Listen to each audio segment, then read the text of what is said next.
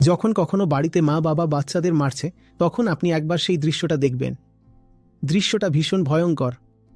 চিৎকার, থাপ্পড়ের শব্দ, অনেক সময় পদাঘাত, কখনো বেল্টও চলে যায়। মায়েরা হলে তো কিছু না কিছু তুলে নেয়, বেলুন, খুন্তি, কড়াই, যে যা পায় তাই দিয়ে মারে। আর এর ভয়ানক প্রভাব পড়ে তাদের ওপর, মানসিক এবং স্নায়বিক দুটো দিকেই। একজন শিশুর ব্যক্তিত্ব চিরতরে বিকৃত হয়ে যেতে পারে। তার কৌতূহল মরে যাবে, প্রশ্ন করতে পারবে না, অথবা সে হিংস্র হয়ে উঠবে। আমাকে মারা হয়েছিল, এখন আমি অন্যদের মারব। সে আর সহজ সরল, শান্ত, নির্ভীক বা করুণাময় মানুষ হতে পারবে না। সে হয়তো খুবই ভীতু হয়ে যাবে বা একেবারে হিংস্র হয়ে উঠবে।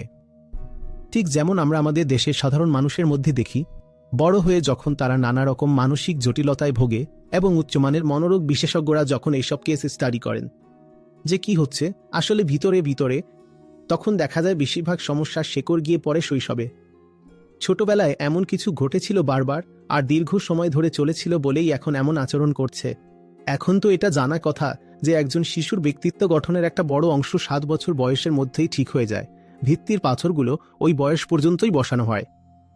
আর যদি 7 বছর বয়স পর্যন্ত কোনো শিশু নিয়মিত মার খায়, তাহলে সে সারা জীবন একজন মার খাওয়া মানুষ হিসেবেই বাঁচবে। আপনিও যদি জীবনে কখনো কোনো সত্যিকার ভালো মানুষের কথা না শুনে থাকেন, ভালো বই না পড়ে থাকেন বা ভালো লোকেদের সঙ্গ না পেয়ে থাকেন, তাহলে আপনি জানতেই পারবেন না যে ভালো কথার কত গভীর প্রভাব হতে পারে কারো জীবনে। আপনি শুধু জানেন যে কথায় কাজ হয় না, মারধরেই কাজ হয়, তাই আপনি নিজের বাচ্চাদের মারধর করতেই থাকেন।